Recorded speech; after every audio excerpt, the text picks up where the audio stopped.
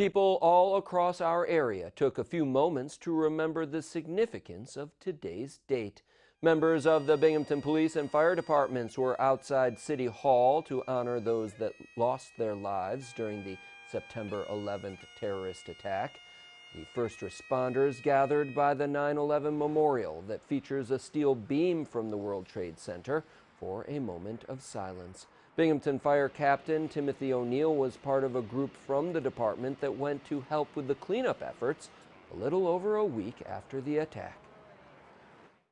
Eventually, there will be those of us who had the experience will no longer be here, so we have to keep it alive. It's like the Pearl Harbor memorial for us. Those of us who were there or had experience for that day, we have to keep it going so that people don't forget what can happen when, you're not paying attention. O'Neill says it is certainly a sad day to remember and that he tries not to dwell on it, but that it's also an important day for future generations to continue learning about.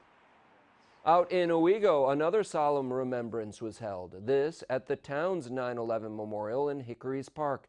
Speakers included State Senator Fred Akshar as well as State Trooper Stephen Ayers.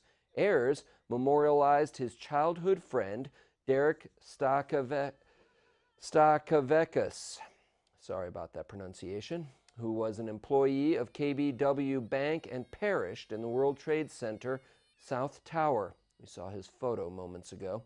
Ayers remembered growing up with Stakavekis in Appalachian, where they both became Eagle Scouts. The kind of person that you would strive to be yourself. When obstacles came out in front of him, he figured out a way to get around them, and he was always a genuine person, helpful. He lived the Scout law. Stakavekis was 30 years old at the time, married with a 1-year-old son and another on the way. The town also dedicated a bench to his memory.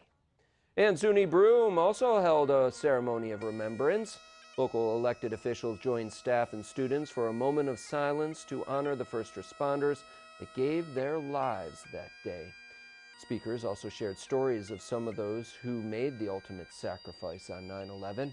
In the 17 years since the 2001 attack, SUNY Broome has held a memorial each year. SUNY Broome President Kevin Drum says it's a day that he and many others will never forget, and he says it forever changed the course of this country's history.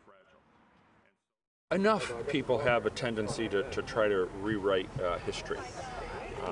So I think it's important to remember the history itself on those major turning points in the nation, and clearly 9/11 2001 was one of them. And it's important to remember, and it changed us, changed the fabric of the nation probably forever. September 11th is a nationally recognized day of service and remembrance.